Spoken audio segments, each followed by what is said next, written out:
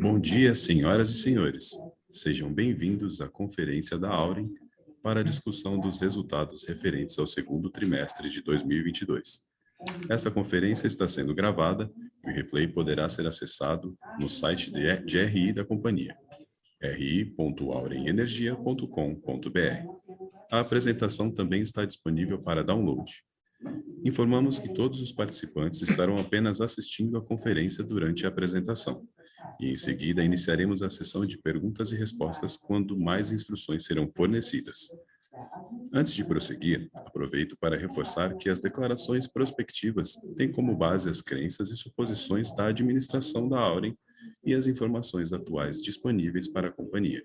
Essas declarações podem envolver riscos e incertezas, tendo em vista que dizem respeito a eventos futuros e, portanto, que dependem de circunstâncias que podem ou não ocorrer. Investidores, analistas e jornalistas devem levar em conta que eventos relacionados ao ambiente macroeconômico, ao segmento e a outros fatores que podem fazer com que os resultados sejam materialmente diferentes daqueles expressados nas respectivas declarações prospectivas. Estão presentes nessa conferência o Sr. Fábio Zanfelice, CEO da Auren, e o Sr. Mário Bertoncini, CFO e DRI. O time de relações com investidores também está presente conosco. Gostaria agora de passar a palavra ao Sr. Fábio Zanfelice, que dará início à apresentação. Por favor, Fábio, pode prosseguir. Obrigado. Bom dia a todas e todos. Agradeço a participação de vocês na nossa divulgação dos resultados do segundo trimestre de 22. Já vou dar sequência aqui na apresentação para a gente usar o nosso tempo aqui de forma célere para as nossas perguntas ao final. Okay? Vamos lá para a agenda, no slide seguinte. A nossa ideia aqui é falar, então, sobre os destaques, né? Na sequência, falamos sobre o mercado de energia, desempenho operacional, desempenho financeiro, a estratégia de crescimento e depois as considerações finais. Então, aqui nos destaques do trimestre, do ponto de vista operacional, trazemos aí a mensagem do retorno, né, disponibilidade total do projeto Ventos do Araripe 3, projeto que sofreu com uma anomalia nos transformadores da subestação coletora, mas agora já passou a estar totalmente normalizada a partir desse segundo trimestre. Também destacamos aqui a boa performance dos ventos, dos nossos parques eólicos. Vamos também aqui mostrar um pouco da nossa estratégia de comercialização e o aumento dos clientes da Auren comercializadora.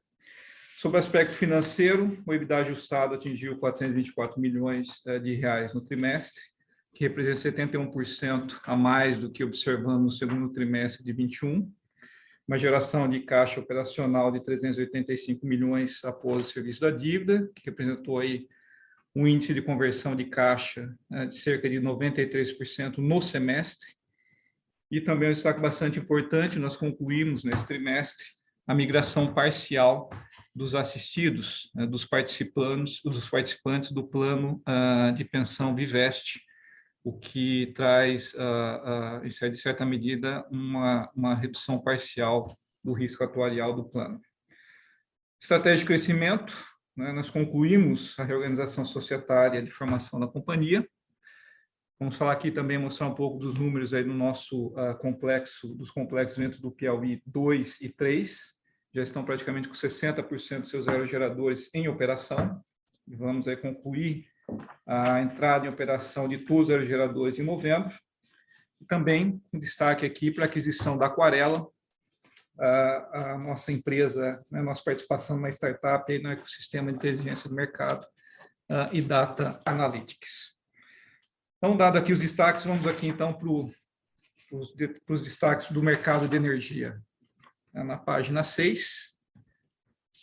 Destaque aqui bastante interessante, todos têm acompanhado a recuperação aí da energia natural fluente nesse último período úmido. Nós trazemos aqui informações desde outubro de 2020 até o final do último trimestre, foi junho de 2022.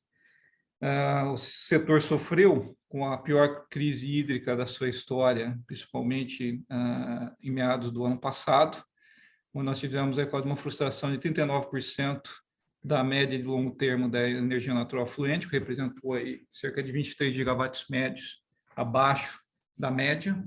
Porém, a partir de outubro, quando iniciou-se esse último período úmido, houve aí a reversão dessa expectativa, onde nós tivemos aí mais de 3,3 gigawatts médios de energia natural fluente em relação à média, que representou mais do que 3%, 3,9%, né, acima da MLT. Essa fluência colaborou para a recuperação dos reservatórios e redução da geração termoelétrica, o que nós passamos a observar aí no último, a partir do primeiro trimestre, uma redução bastante expressiva da geração termoelétrica, que foi equivalente a 12,4% da geração total do sistema, o menor nível observado nos últimos 10 anos. Na próxima página, trazemos um pouco o reflexo desse cenário hidrológico melhor, da recuperação do cenário. No gráfico da esquerda, nós trazemos aí uma composição dos vários os biênios. A gente traz um gráfico que começa em outubro e termina em junho do ano seguinte, para mostrar um pouco aí a evolução entre o período úmido e o período seco de cada um desses biênios. A gente observa aí que, justamente, de junho a setembro do ano passado, em 21, o armazenamento do sistema interligado atingiu os seus menores valores históricos, abaixo do biênio 2016-2018, que foi um dos piores. Felizmente, a partir de outubro, a recuperação da ENA levou a atingir, o armazenamento atingiu o valor de 75% em maio, que foi o maior valor observado nos últimos 11 anos. Então, condição hidrológica restabelecida, armazenamento em condições bastante favoráveis, o que levou à redução do custo marginal de operação. Nós observamos aí no gráfico da direita. Ao mesmo tempo, nós observamos no ano passado o maior custo marginal de operação em agosto, chegando a quase R$ 2.500 por megawatt-hora. A partir desse ano, nós batemos aí num dos melhores custos marginais de operação do sistema, que levou o PLD a ficar uma boa parte do ano no piso regulatório, de R$ 55,70. No próximo slide, a gente começa a falar do desempenho operacional, falando do balanço energético das nossas hidrelétricas que são operadas 100% pela Auren, para dar um pouco aí da dimensão de como foi principalmente gerenciado o risco hidrológico e o deslocamento do MRE em Paraibuna e Porto Primavera. Nesse segundo trimestre, nós fizemos a aquisição para cobrir o GSF dessas duas usinas ao preço de R$ 269,00 por megawatt-hora. Comparado com o segundo trimestre de 21, esse valor ele foi maior, no segundo trimestre de 21, cobrimos quase 300 megawatts médios de déficit a R$ 193,00 por megawatt-hora.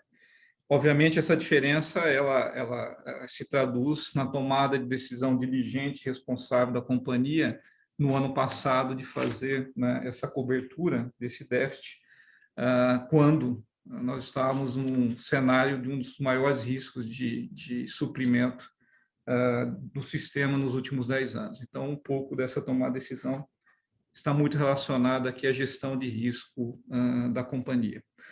Okay? No slide seguinte,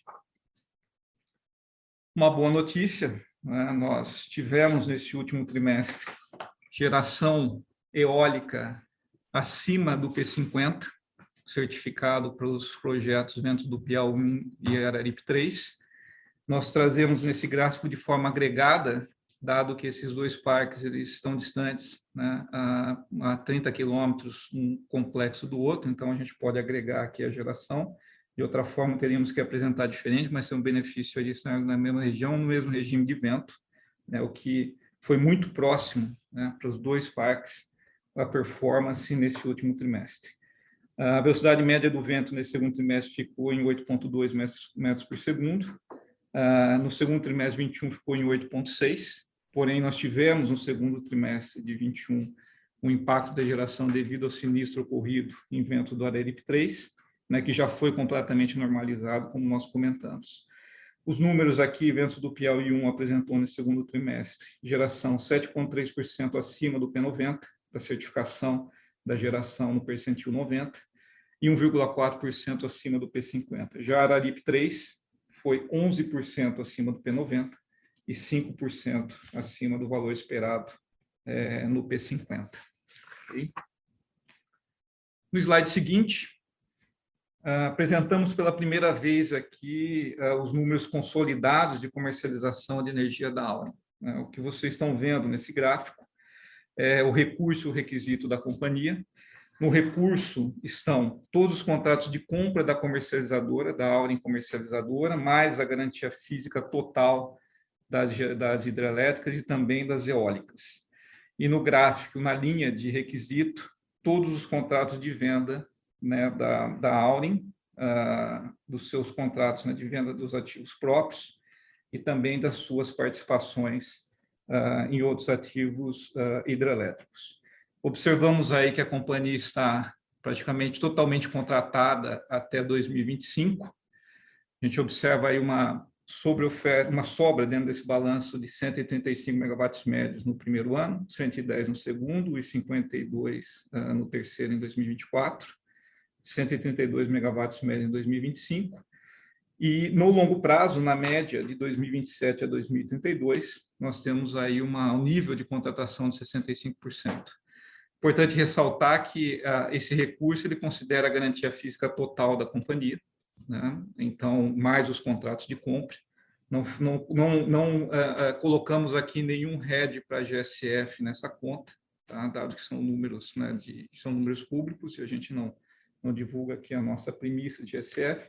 Porém, cabe destacar aqui que desses 3.343 megawatts médios, né, de recurso, apenas 840 aqui são passíveis de sofrerem impacto do GSF, dado que essa é a parcela que a companhia tem de garantia física em hidrelétrica exposta ao GSF. Okay? Só para chamar a atenção dos senhores em relação ao número aqui que tem exposição ao risco hidrológico.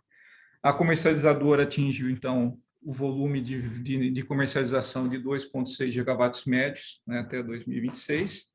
Já temos hoje 630 clientes e ainda permanecemos entre as 3 maiores comercializadoras de energia do Brasil. Para a próxima sessão, vou passar a palavra aqui para o nosso CFO, Mário Bertoncini, para falar sobre o desempenho financeiro da companhia nesse trimestre. Obrigado, Fábio. Indo para a página 13, a gente traz aqui a performance em receita e EBITDA. Em termos de receita líquida no segundo TRI de 22, ela ficou bastante em linha com o mesmo TRI do ano passado, um incremento de 1,3%, sendo que o diferencial está, de fato, no EBITDA. O nosso EBITDA, como o Fábio já havia salientado nos destaques iniciais, encerramos o segundo trimestre de 22 com EBITDA de R$ 424 milhões. Ele é 71% superior ao EBITDA do mesmo TRI do ano passado.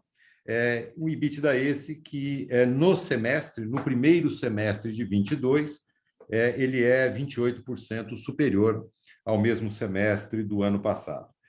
Os principais fatores que fizeram essa melhora importante do EBITDA se referem, como já foi dito anteriormente, à nossa performance de geração, em particular a retomada integral da geração eólica, seja pela retomada de ventos do Araripe 3, seja pela performance propriamente acima do P50 desses parques, uma condição climática boa lá no interior do Piauí com Pernambuco.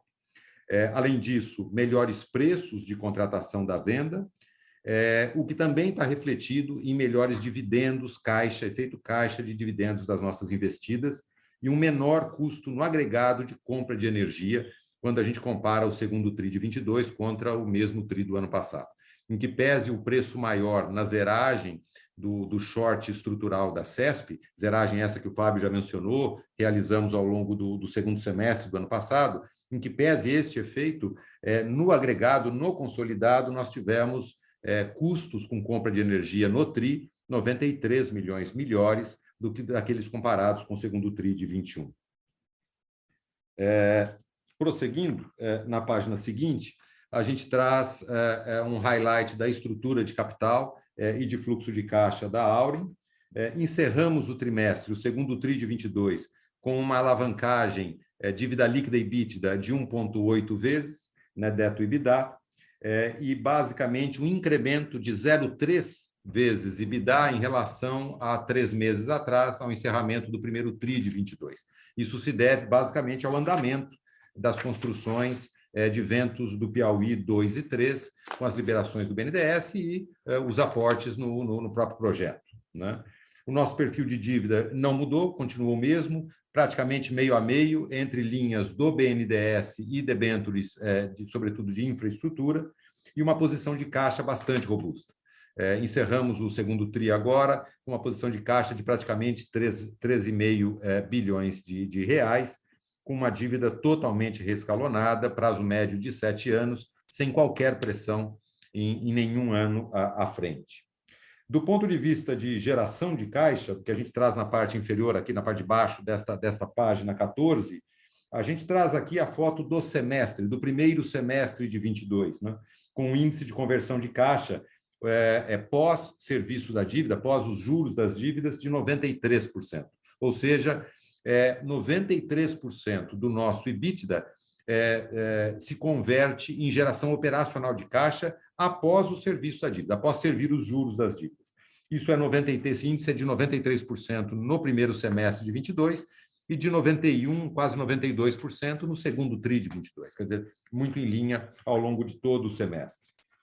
Investimos nesse semestre em CAPEX 982 milhões de reais, basicamente focados, de novo, no projeto Ventos do Piauí 2 e 3, encerrando, portanto, com fluxo de caixa livre importante, em virtude também de aporte de capital.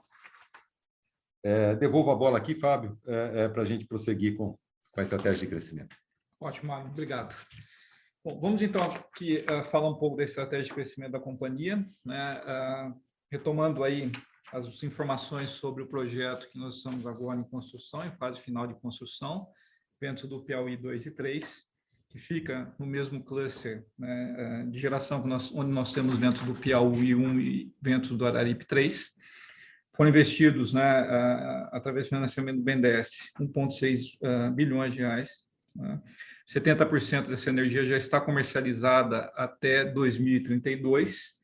Como vocês puderam observar no slide 11, onde nós mostramos o balanço da companhia integral, essa energia também já está considerada contratada até 2025 em sua totalidade. Hoje nós temos dos 93 aerogeradores que compõem os dois complexos, 60% já estão em operação, então nós temos hoje 55 aerogeradores em operação, 36 deles em operação comercial e 19 em operação em teste. Então, os marcos, né, estão praticamente todos cumpridos. Começamos essa construção, o início da mobilização em março de 21. Como nós comentamos, a previsão é a conclusão em novembro de 22. Um parque que construímos dentro do orçamento, né, e dentro do prazo que nós nos colocamos aqui para colocar esse parque em operação, a despeito, obviamente, da Covid, a despeito da pandemia, das dificuldades que nós tivemos. A companhia conseguiu aqui atingir o objetivo de construir esse parque dentro das premissas com as quais ele foi aprovado. Muito bem. No slide seguinte, na página 17, anunciamos aqui a construção dos nossos primeiros projetos solares, que a Auren passa agora a desenvolver. O primeiro são esses dois projetos, inclusive, eles foram anunciados dentro do nosso pipeline, quando nós constituímos a companhia. O primeiro deles, o projeto híbrido Sol do Piauí, será instalado no site de Ventos do Piauí 1, primeiro parque híbrido solar eólico do Brasil em escala comercial.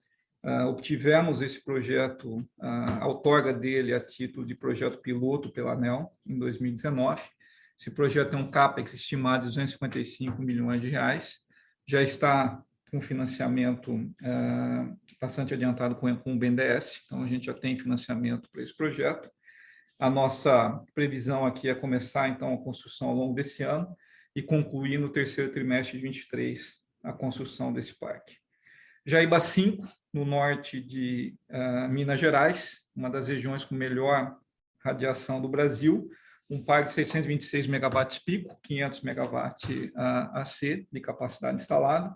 Será um dos maiores parques fotovoltaicos do país, com capex estimado aí de 2 bilhões de reais. Também inicia agora, nesse ano, no terceiro trimestre, com previsão de conclusão no primeiro trimestre de 2024. Passamos, então, agora para as considerações finais. Vamos para a página 19. A gente traz um destaque aqui um pouco para nosso olhar social, atuação social da companhia, um projeto que nós gostaríamos de dar visibilidade aqui, que a companhia tem trabalhado bastante com como iniciativa privada, com empresas do terceiro setor e também com o governo de Pernambuco. Nós ajudamos a construir um curso técnico de energias renováveis na Escola Técnica Estadual Pedro Muniz Falcão, na cidade de Araripina, observando ali a região, o potencial de geração eólica e solar, energia renovável na região. Nós identificamos ali que havia oportunidade de formação técnica, né, da população ao redor dos parques, o que traria tanto benefício para a educação da região, como também benefício social. Com isso, trabalhamos juntos com o Instituto Votorantim e o Itaú Educação para construir esse currículo técnico de energias renováveis e atualizar os currículos de outros cursos, como o curso de TI, de Saúde e Segurança do Trabalho. São mais de 150 alunos beneficiados com esse curso técnico. Nós fizemos doação de mais de 200 itens, né, para laboratórios desse curso. Engajamos aí mais de 30 colaboradores para construir o currículo e também construir parte das palestras, né, a serem ministradas para os alunos, para os estudantes da rede estadual de Pernambuco. Marcos importantes, essa articulação começou lá em 2020. Em 2021, né, as primeiras turmas já iniciaram, né, com a construção do currículo, e esse currículo foi lançado agora aqui em 2022. Esse currículo ele foi construído em cima da Base Nacional Curricular Comum, e é interessante porque torna esse currículo apto a ser adotado, né, por qualquer outra secretaria de educação de qualquer outro estado do Brasil, dado que ele já está alinhado com as diretrizes do MEC. A gente ficou muito feliz com essa parceria, tanto com o Instituto Votorantim, como o Itaú Educação e com o governo de Pernambuco, em poder, né, criar esse curso e realmente dar a formação técnica para a população, né, para as comunidades que atuam conosco na geração dos parques eólicos na fronteira entre Pernambuco e Piauí. Muito bem, nas considerações finais, no próximo slide, continuamos aqui com a nossa gestão diligente das posições direcionais em energia, através da nossa comercializadora, com gestão bastante prudente no nosso balanço energético. Continuamos aqui investindo no desenvolvimento, né, na nossa capacidade de inteligência de mercado e capilaridade na gestão comercial. Um exemplo, né, foi a aquisição de uma participação na Aquarela, ocorrida nesse último trimestre. Continuamos aqui com a nossa estrutura de capital preparada para as oportunidades de crescimento, tanto orgânico como inorgânico. Destacamos aqui a adição à capacidade instalada da Aulen, de 548 MWAC relacionados a Sol do Piauí e Jaíba 5, além dos 409 megawatts dos projetos ventos do Piauí 2 e 3, que estão em fase final de construção. E reforçamos aqui a nossa disciplina, né, na alocação de capital e com foco de criação de valor a todos os nossos acionistas. Muito bem, com isso concluímos a apresentação e estamos aqui à disposição agora das senhoras e senhores para eventuais perguntas. Iniciaremos agora a sessão de perguntas e respostas para investidores e analistas. Caso deseje fazer alguma pergunta, por favor, pressione o botão reação e em seguida clique em levantar a mão. Se a sua pergunta for respondida, você pode sair da fila clicando sobre abaixar a mão. Nossa primeira pergunta vem do senhor Rafael Nagano. Senhor Rafael, o microfone está liberado. Bom dia, pessoal. Tudo bem? Três perguntas aqui do meu lado. A primeira em relação a três irmãos. Eu queria saber se há alguma atualização nesse caso, algo como algum avanço ali no pagamento do incontroverso, mais uma atualização mesmo sobre o caso. A segunda seria em relação ao plano de pensão, né? Vocês concluíram a migração agora, então gostaria de saber como seria o impacto agora nas provisões que deve vir no terceiro TRI, né? Deve ser algo em linha daqueles 300 milhões que vocês chegaram a pagar, ou deve ser algo diferente disso?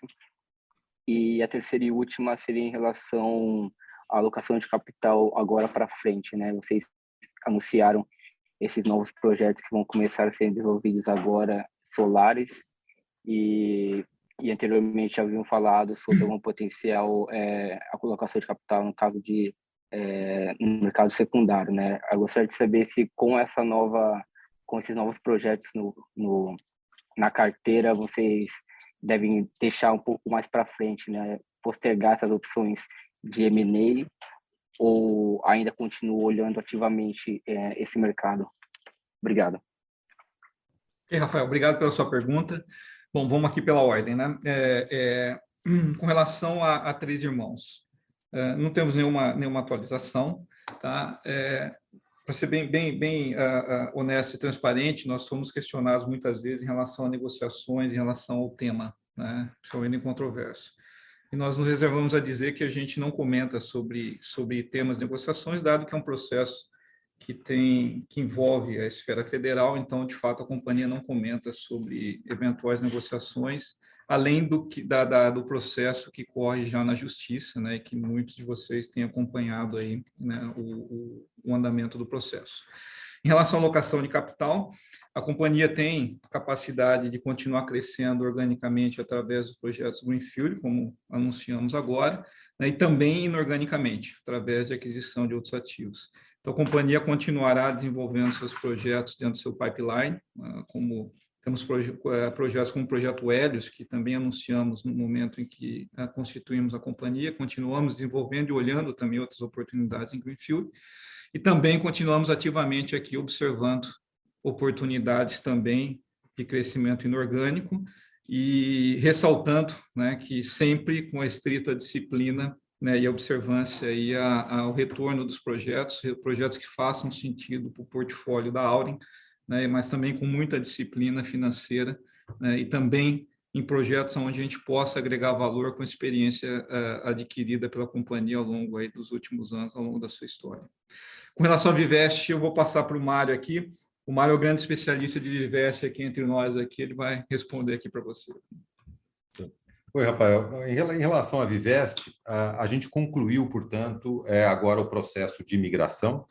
Vocês se recordam, nós abrimos esse processo, nós tivemos a adesão de 17,6% do patrimônio daqueles fundos de benefício definido, foram migrados. No dia 1º de agosto, agora, primeiro dia deste mês, a companhia pagou os 303 milhões de reais para basicamente fundear estes participantes que migraram para o nosso fundo de contribuição definida, né?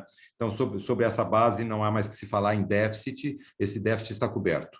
Houve uma redução do déficit acumulado de 326 milhões, pagamos 303 para uma redução de 326 milhões, e sim, há um ajuste.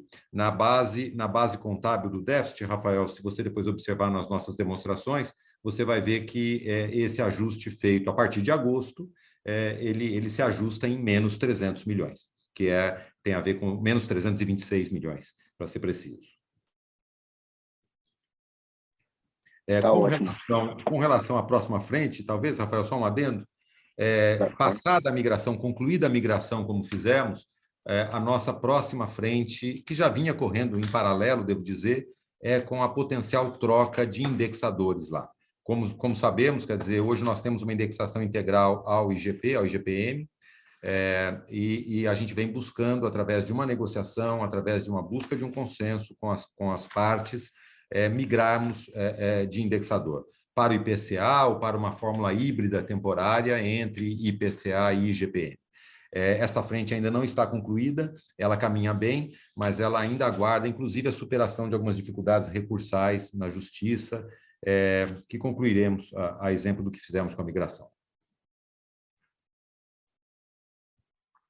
Tá ótimo. Muito obrigado, pessoal. Nossa próxima pergunta é do senhor André Sampaio. Por favor, senhor André, seu microfone está liberado. Bom dia a todos. Eu gostaria de fazer uma pergunta em relação aos novos projetos, em relação ao CAPEX. Eu queria entender um pouquinho o motivo da diferença entre o CAPEX entre os dois projetos, em termos de milhões por megawatt pico, e se é só por ser um projeto híbrido, e por que motivo que seria tão diferente. E a segunda dúvida é em relação ao risco desse CAPEX, né? A gente viu em algumas empresas aqui no setor que tiveram uma dificuldade de fato, o fornecedor entregar os equipamentos no preço originalmente contratado. No caso do solar, né? Acho que no caso do eólico a gente não viu isso. Você deve comentar um pouquinho sobre esse risco e como que a empresa consegue se proteger de alguma complexidade, de uma nova subida da commodity, gerar esse problema com os fornecedores. Ok. Bom, André, obrigado pela pergunta. Primeiro, com relação à diferença do preço, um bom balizador é que é a escala, né? Dentro do o parque híbrido Sol do Piauí é um projeto que quase, né, 10% do tamanho de Jaíba 5. Então, a escala faz um pouco, a maior parte da diferença entre os dois projetos. Com relação ao CAPEX, esse CAPEX a gente tem bastante confiança nele, ele foi, primeiro, pela escala do projeto, isso ajuda também a reduzir o CAPEX por unidade de capacidade, e também porque quando nós adquirimos esse projeto a gente estudou bastante, ele é um projeto bastante competitivo, e na aquisição também, a aquisição teve fatores positivos para a Auren, né, em relação que ajudou também aqui, em uma certa parte aqui, em fazer com que o CAPEX também fosse competitivo. Olhando para frente, nós estudamos muito e estamos acompanhando bastante o custo de painéis, as variáveis que têm influenciado na alta do painel, né, tanto a questão logística como a questão da matéria-prima para construção. Temos feito isso quase que semanalmente. O que a gente observou é que agora nós temos uma estabilidade do custo, essa é a nossa visão. E olhando para o horizonte à frente, a gente ainda imagina, né, dentro do nosso planejamento, aqui uma estabilidade do custo do painel. Então, no nosso planejamento, nós não enxergamos um novo aumento. A gente estudou muito as bases, porque o painel aumentou de preço, né, nos últimos meses, no último ano, em função da pandemia, em função realmente de matéria-prima. O que a gente observa para agora, a gente não vê um cenário de novo aumento de painel no horizonte de construção desse projeto. Okay? Obviamente, é um projeto totalmente diferente de eólica, ele é um projeto que ele é construído ao longo do tempo, a logística faz muita diferença, a aquisição é diferente, né? E com relação a variações de preço, em certa medida, ele é um pouco mais exposto à variação de preço, qualquer outro projeto que a gente tenha hoje no setor. Por outro lado, também o risco de construção também é menor, então essas coisas se compensam no desenvolvimento e na evolução. E a gente também está muito baseado na nossa experiência em construção, né, de projetos. Vamos basear muito na nossa experiência na construção dos projetos eólicos, que agora a gente aplica essa experiência, tanto de aquisição de equipamentos, como gestão de obra, né, gestão de contingências, também agora aqui nesse projeto solar. Perfeito. Se eu puder adicionar mais uma pergunta, vocês puderem comentar um pouquinho sobre como foi a contratação de energia nesse último trimestre, tanto em relação ao montante quanto o preço, vocês puderem comentar um pouquinho, acho que ajuda, como teve uma mudança relevante do balanço energético, né, da forma de publicação do primeiro TRI para o segundo TRI, acho que ficaria mais claro para a gente aqui entender como tem sido a dinâmica de novos contratos. Ok. Aqui houve uma mudança, nós, né, observamos aí, primeiro, né, uma recuperação rápida dos reservatórios, melhora, né, bastante rápida as condições energéticas, como todos vocês observaram também, a gente até apresentou aqui. E entendemos que era o momento de realmente fazer a contratação e fazer toda a venda. com uma expectativa agora de que o preço permaneça no próximo ano nos níveis que está, ou talvez até caia, dado que a gente tem uma entrada de período úmido. Então, a ideia é, de fato, a gente ter uma gestão para os próximos 3 anos, né, do balanço energético próximo da totalidade da contratação. Isso também dá liberdade, continua dando liberdade para a comercializadora a fazer seu trading natural, que é um pouco da natureza, né, da Auren comercializadora, e proteger de qualquer forma a posição da geradora. Se a gente olhar, a gente anunciou, né, a gente demonstrou que nós temos 3,5 gigawatts-média de energia vendida, né, no nosso requisito.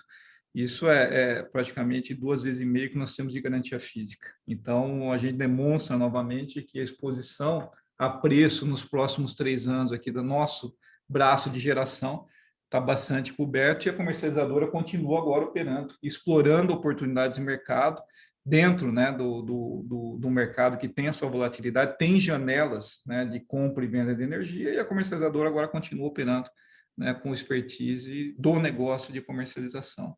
Tá? No nosso release de resultado, na página 14, a gente tem ali a abertura, né, inclusive dos preços, né, dos ativos próprios ali, quanto é o preço médio do ACR, quanto o preço médio do ACL e do portfólio como um todo.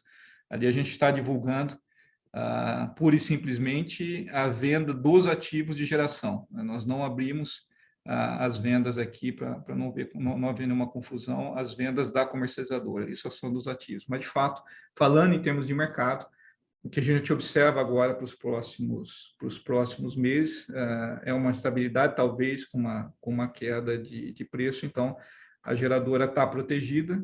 E, de novo, se houver alguma alteração nesse cenário, o nosso braço de comercialização se beneficia, né, com a velocidade que tem de tomar posição e de explorar essas janelas de volatilidade de preço. Perfeito, pessoal. Muito obrigado. Nossa próxima pergunta é da senhora Flávia Sounis, da Goldman Sachs. Senhora Flávia, seu microfone está liberado. Oi, pessoal, desculpa, estava no mudo aqui. Bom dia, tudo bem? Não, na verdade, a minha pergunta era sobre o balanço energético mesmo. Também queria entender um pouco melhor, exatamente por conta dessa mudança de base, como é que tinha sido a venda e a contratação nesse trimestre especificamente. Então, era bem seguindo aí a pergunta do André. Ok, Fábio. Você tem mais alguma dúvida adicional ou a gente conseguiu respondê-la com a resposta anterior? Conseguiram responder, sim. Obrigado, Fábio. Obrigado. Nossa próxima pergunta vem do senhor Felipe Andrade, do Itaú BBA. Seu Felipe, seu microfone está liberado.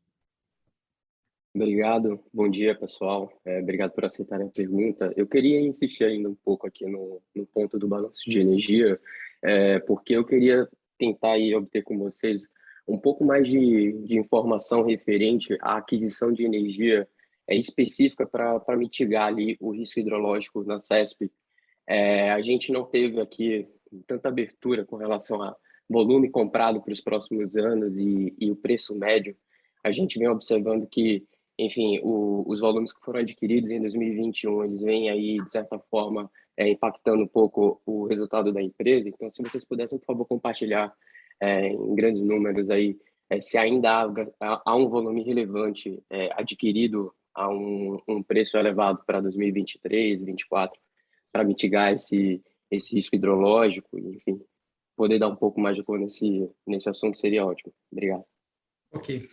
O Felipe, até para dar um pouco o contexto, né? A gente, quando a gente olha agora, né, depois de ter passado por um período úmido fantástico, né, parece que o preço é bastante alto, porém ali a gente também acaba ficando, de certa forma, tranquilo, porque ali atuou de forma exatamente a nossa política de risco à época, né? Sim, sim. Você chega lá atrás e olha o custo marginal de operação bater R$ 2.500, não dá para tomar o risco de ficar com uma posição aberta no ano seguinte. Então, aquela condição ela foi tomada, a decisão foi tomada, apesar de ser um preço alto observado hoje, ela foi tomada para o ano seguinte, tá? Simplesmente para cobrir uma posição do ano seguinte. não foi estendida a mesma estratégia para os anos além de 2022. E aí vem, né, uma coisa bastante interessante, que é a combinação dos ativos, que é a combinação da Votorantim Energia, da CESP e da VTRM. Quando nós combinamos ativos, e hoje a gestão, né, desses ativos é feita pela comercializadora. Então, a comercializadora, hoje, dentro de todo o montante de comercialização, também passa a fazer gestão do risco hidrológico dos nossos ativos hidrelétricos. Então, dentro de todo esse bojo de toda essa energia que a gente apresentou no balanço energético, né, tem uma parte ali que foi destinada para cobrir a exposição que nós temos dentro das nossas estimativas, né, um eventual GSF para os anos além de 2022, tá? Isso já está dentro da estimativa aqui da comercializadora, e a comercializadora atua para fazer a cobertura dessa exposição. Então, eu acho que a companhia, quando nós olhávamos a companhia, a CESP Standalone, ela tinha uma limitação de fazer essa gestão, fez de forma fantástica, né, dentro das possibilidades da companhia. Agora, a Auren, né, com a capacidade de comercialização, vai conseguir fazer uma gestão muito mais eficiente dessas posições. E, de novo, né, reforçando, o que aconteceu na contratação de energia deste ano é fruto da pior crise hidrológica que nós vivemos no setor elétrico. Então, naturalmente, né, e por prudência e diligência, a companhia adotou a melhor prática de gestão de risco e fez o fechamento da posição aos preços que a gente anunciou aqui. Tá bem, obrigado. Nossa próxima pergunta é do senhor Henrique Peretti, da JP Morgan. Senhor Henrique, seu microfone está liberado. Olá, bom dia, Fábio e Mário, tudo bem? Eu tenho um follow-up na pergunta anterior. Eu queria saber se vocês poderiam abrir qual é o GSF que vocês estão estimando para 2023 e para os próximos anos. Olhando o balanço energético, né, vocês estão com uma contratação 95%, alguns anos até acima disso. Então, ao incluir os novos projetos solares, né, que entram entre 2023 e 2024, quanto que ficaria esse nível de contratação? E se vocês estariam, nesse momento, com uma posição short no spot market? Obrigado. Henrique, obrigado pela pergunta. Nós evitamos de falar um pouco de projeção de GSF, porque, de alguma forma, é uma estimativa da companhia, vocês sabem que a gente não pode, né, dar estimativas, né? Agora, queria chamar a sua atenção que, quando nós olhamos esse balanço energético da página 11, nós olhamos ali, só relembrando os números aqui, nós temos ali em 2022, 3.343 megawatts médios de recurso. Desse recurso de 3.343, só 840 megawatts médios são sujeitos a impacto de GSF. Tá? Então, quando eu pego esses 840 megawatts médios e nós aplicamos a nossa estimativa de GSF para o ano e mesmo para os anos seguintes, a gente observa que, apesar de aparecer o percentual de contratação muito próximo de 100%, nas nossas estimativas, o que nós temos aqui de sobre-oferta é o suficiente para fazer o hedge da companhia em cima de 840 megawatts médios de geração hidrelétrica sujeita a GSF. Então, é que o percentual parece, e é bastante interessante, isso é importante, né? A gente fica até feliz que o percentual é quase próximo de 100, né? Mas ele, quando a gente tenta pensar e comparar isso com o GSF, eles não são comparados porque as bases são diferentes. E, de novo, isso é, né, fruto, de novo, do benefício da consolidação dos ativos, né, e da criação da Auren. Dado que a comercializadora tem um volume bastante grande de comercialização de energia, toda essa gestão, né, da geradora, ela fica muito mais eficiente, né, ela acaba dentro do risco compartilhado de comercialização. Os ativos ideais também se beneficiam dessa oportunidade da comercializadora de ter capilaridade e poder, né, ter velocidade de cobertura desses montantes. Okay? Voltando, só complementando sua pergunta, obviamente aqui, como nós ainda vamos construir, nós não adicionamos ainda o recurso, né, dos projetos do solar e do híbrido, mas, obviamente, como você também sabe, né, a potência ela é grande, mas a quantidade de energia é menor do que, dado que o fator de capacidade, né, do híbrido ela da ordem de 23% e do solar da ordem de 32%. Então, em energia em megawatt médio, a exposição que iria adicionar aqui são em torno de 170 megawatts médios, não adiciona tanto risco a esse portfólio, dado aqui a quantidade de energia que é comercializada pela Auren hoje. Obrigado, Fábio. A sessão de perguntas e respostas está encerrada. Gostaríamos de passar a palavra ao senhor Fábio para que faça as considerações finais. Ok. Bom, agradeço a todas e todos por participarem dessa conferência de resultados. Ficamos felizes aqui em apresentar o nosso balanço energético na íntegra aqui pela primeira vez, mas a gente julgou que era bastante importante mostrar um pouco mais da estratégia de comercialização da companhia, que é liderada aqui pelo Raul Cadena. Também ficamos felizes aqui em anunciar que os nossos parques eólicos, né, atingiram as 50, a geração ficou acima do P50, né, reforçando de novo que a certificação dos parques estão bem aderentes à capacidade de geração, né, desses ativos. E também bastante feliz aqui em anunciar o início da construção do projeto Jaíba 5, um projeto de grande escala, e também o projeto Ventos Sol do Piauí 1, que apesar da escala não ser da dimensão de Jaíba 5, mas para nós é uma enorme felicidade poder iniciar a construção do primeiro projeto híbrido solar eólico do Brasil. Okay? Agradeço a todos, bom dia e bom fim de semana. A conferência da Auren está encerrada. Agradecemos a participação de todos e tenham um bom dia.